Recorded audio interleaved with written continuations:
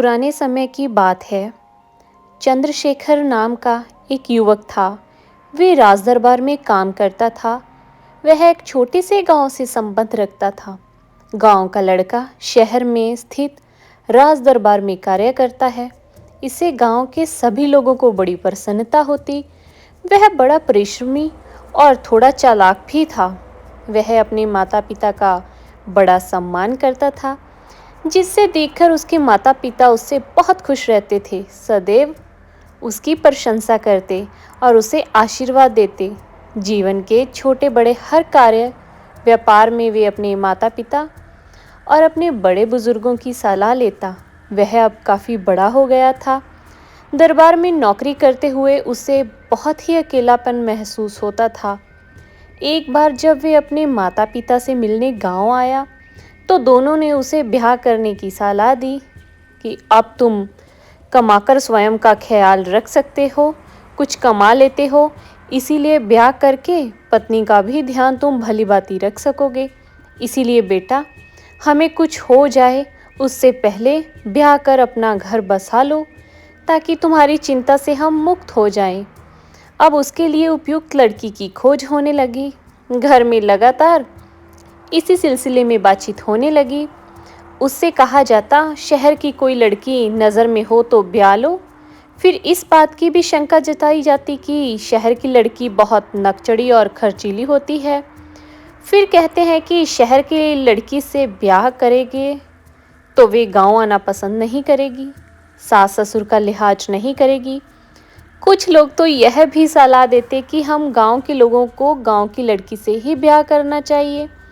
चंद्रशेखर दरबार में काम करता है, इस बात से गांव के आसपास सभी परिचित थे। इसीलिए सभी अपनी बेटी का रिश्ता उससे करवाना चाहते थे। लड़की के रिश्तेदार लड़कियों के गुणों का लंबा बखान उसके सामने करते रहते। वह सबको सुनता पर शांत रहता।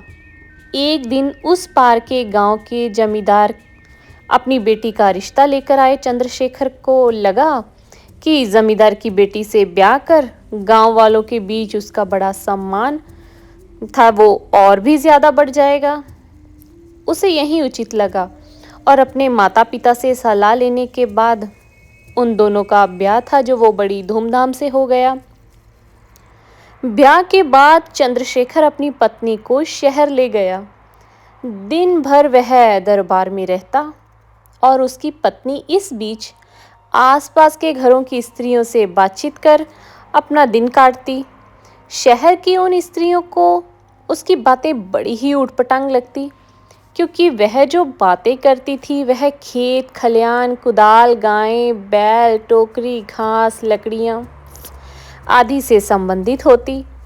गांव के खेत खलियान में काम करते हुए जो घटनाएं होती, उसका जिक्र करती रहती। शहरी स्त्रियों को महसूस होता कि चंद्रशेखर की पत्नी को तो बात करने की तमीज़ नहीं है, वह शहर की जीवन शैली नहीं समझती, जबकि चंद्रशेखर की वे तारीफें करती थकती नहीं थी। वे सभी इस बात पर सहमत होती कि वह बड़ा सीधा साधा और समझदार है, जबकि उसकी पत्नी बड़ी गंवार है, वह उसकी जोड़ी की नहीं है। चंद्रशेखर की पत्नी का नाम चनामती था। चनामती हमेशा दूसरों की बातों को बीच में ही काट देती थी और ऊपर से उसका बात करने का ढंग भी बहुत अजीब था। आसपास की स्त्रियों को लगता था कि चनामती चंद्रशेखर के योग्य नहीं है। अब कुछ भी करके उसे चंद्रशेखर के योग्य तो बनाना होगा। एक बार सुबह दरबार जाते हुए चंद्रशेखर ने अपनी पत्नी से कहा, मुझे बहुत दिनों से हलवा खाने का जी कर रहा है। उसके मुंह से निकलना था, उसने बीच में ही कहना शुरू किया कि ऐसा था तो मुझे पहले क्यों नहीं कहा, मैं तुम्हारे लिए हलवा बना देती। मैं यहाँ तुम्हारे लिए ही तो हूँ, फिर मुझे क्यों कहते नहीं हो। मैं आज तुम्हारे लिए हलवा बनाऊंगी। चंद्रशेखर को शंका हुई, वह हलवा पहचानती भी है या नहीं। यह जानने के उद्देश्य से उसने पूछा कि तुम हलवा बनाना जानती हो या नहीं। तुम हलवा जानती हो ना, क्या होता है। उसने तुरंत हाँ में सिर हिला दिया और चंद्रशेखर को हलवे की पूरी उम्मीद दिलाकर दरबार भेज दिया, जबकि उसने आज तक हलवा चखना तो क्या देखा तक नहीं था। वह यह भी नहीं जानती थी कि वह किससे बनता है और कैसे बनता है और कैसा होता है, परंतु अपने पति के सामने नहीं जानती कहकर जो स्थिति खड़ी होती, उससे उसे मुक्ति मिल गई थी। घर का सारा काम समेटकर चनामती बाहर बैठी स्त्रियों के जमघट में बातचीत करने निकल गई। उसने सोचा कि अब यहाँ अगर हलवे के विषय में किसी से पूछती हूँ तो यह सब मेरा मजाक बनाएंगी, फिर हमेशा के लिए मेरी बेइज्जती करती रहेंगी। इसीलिए उसने एक चाल के तहत हलवा बनाना जानना चाहा। उसने अपनी मंडली से कहा कि मैं आज जल्दी यहाँ से निकल जाऊंगी, क्योंकि आज मुझे उनके लिए हलवा बनाना है। यह सुनकर स्त्रियों ने कहा कि हलवा ही तो बनाना है, उसमें इतना सोचना क्या, वह तो बड़ी आसानी से और बहुत कम समय में बनकर वो तैयार हो जाता है। उसने कहा, हाँ मैं जानती हूँ, पर फिर भी आप तो जानती ही हैं, हलवा बनाने के लिए बहुत सारी चीज़ें इकट्ठी करनी पड़ती हैं। एक बूढ़ी औरत ने जवाब दिया, हाँ हाँ मैं अच्छे से जानती हूँ, उसके लिए सूजी चाहिए। चनामती ने इस तरह जवाब दिया, हाँ हाँ सूजी चाहिए, मुझे पता है। उसके साथ और भी तो बहुत सी चीज़ें होती हैं जो और भी चाहिए। बूढ़ी ने फिर उत्तर दिया, थोड़ा सा घी चाहिए। चनामती को मालूम हुआ हलवा सूजी से बनता है, उस पर घी भी चाहिए। उसने इस तरह की प्रतिक्रिया की जैसे वे सब जानती है। उसने फिर कहा, उसके बाद भी तो और कुछ चाहिए। बूढ़ी ने फिर कहा, थोड़ी सी चीनी चाहिए। चनामती ने कहा, हाँ चीनी के बिना हलवा कैसे बन सकता है। उस बूढ़ी ने फिर कहा, घर में पानी और दूध तो है ना। तब चनामती ने जवाब दिया, दूध और पानी नहीं हो ऐसा कोई घर होता है क्या। फिर उसके घर में जिसका पति दरबार में काम करता है, वहाँ दूध और पानी ना हो ऐसा संभव है। उस बुढ़िया को चनामती का व्यवहार बड़ा नागवारा लगा, पर उन्होंने अब चनामती की बुद्धि की जांच करने की सोची और बोली, उसके बाद आधा किलो राख को छन्नी में छानकर एक कटोरे में रख लेना। चनामती ने कहा, हाँ अच्छी लकड़ी की जली राख को इसके लिए तैयार करना होगा, इन सब से मैं अच्छे से परिचित हूँ। बुढ़िया ने कहा, पहले सूजी को भून लेना घी के साथ, फिर पानी के साथ अच्छे से पका लेना। जब पक जाए तो छनी हुई राख को उसमें अच्छे से मिला लेना। इतना कहकर बुढ़िया चुप हो गई। चनामती ने सूर्य की ओर देखते हुए समय का अंदाज़ा लगाया और कहा, अब मुझे जाना चाहिए, जाकर हलवा भी तो बनाना है। उसने घर जाकर जैसे उस बुढ़िया ने बताया था वैसे ही किया और अंत में छनी हुई राख को उस भुनी हुई सूजी में मिलाकर था वो रख दिया और हलवा तैयार जो था वो कर दिया। अब अपने पति की वो राह देखने लगी। जब चंद्रशेखर आया तो उसने बहुत प्रसन्न होकर उसके लिए हलवा परोस दिया।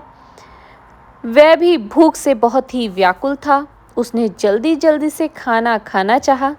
मुंह में एक बड़ा सा कोट उसने था वो हलवे का डाला तो उसने तुरंत ही उसे उलट दिया और जोर से चिल्लाया, यह क्या है चनामती। चनामती ने डरे हुए भाव से जवाब दिया कि यही हलवा है, मैंने सब कुछ डाला था, मैंने राख को भी बहुत छान कर था वो डाला था, बहुत मेहनत से है जो मैंने वो हलवा तैयार किया है, अभी कढ़ाई में और भी शेष है। इतना सुनना था कि चंद्रशेखर ने झगड़ते हुए कहा, उसे तुरंत फेंक दो और हाँ अच्छे से नीचे देखकर फेंकना, किसी के सिर के ऊपर गिरा तो कहीं दूसरी समस्या ना खड़ी हो जाए। लेकिन अपने पति के चिल्लाने से उसका मन इतना दुखी हुआ था कि आगे उसने पति ने क्या कहा उसे ध्यान से सुना ही नहीं। चनामती ने इतना ही सुना कि हलवा फेंक दे नीचे। तो अब नीचे से था वो एक मेयर गुजर रहा था। उसी के सिर के ऊपर हलवा था वो चनामती ने जो फेंक दिया और वो भीतर आ गई। बाहर बहुत हल्ला होने पर चंद्रशेखर ने कहा, तुमने फिर नई मुसीबत तो खड़ी नहीं की ना? जैसे ही चंद्रशेखर ने बाहर आकर बिगड़ते हुए माहौल को देखा तो उसे पल भर में ही सारी स्थिति समझते हुए देर नहीं लगी। उसने अपनी पत्नी की ओर गुस्से से देखते हुए कहा, अब तो मुझे जेल भेजकर ही चैन लोगी? बिना सीखे कोई काम करने से अब अपने लिए ही नहीं, अपने आसपास वालों के लिए भी मुश्किलें खड़ी कर सकते हो। चनामती यह बात समझी या नहीं, पर चंद्रशेखर इन हालतों को देखकर बहुत डर गया और वो पसीना पसीना हो गया था। वहीं दूसरी ओर शहर के लोगों के सामने अपनी ऐसी स्थिति देखकर चंद्रशेखर शर्म से पूरी तरह सिकुड़ चुका था। तो इस तरह से चनामती को समझ आ चुका था कि वे जितनी होशियार बनने की कोशिश कर रही थी वह उतनी होशियार थी नहीं, और कोई भी ऐसा काम जो आपको आता ना हो उसे सीख लेना चाहिए। नहीं तो आपने देखा, हालात ऐसे ही चनामती जैसे ही होंगे। तो चलिए समाप्त करते हैं आज की कहानी। आपको ये कहानी कैसी लगी? अगर आपको ये कहानी अच्छी लगी तो इस कहानी को अपने दोस्तों के साथ, अपने परिवार के साथ ज़्यादा से ज़्यादा शेयर कीजिए और हमारे चैनल छाप को सब्सक्राइब कीजिए। धन्यवाद।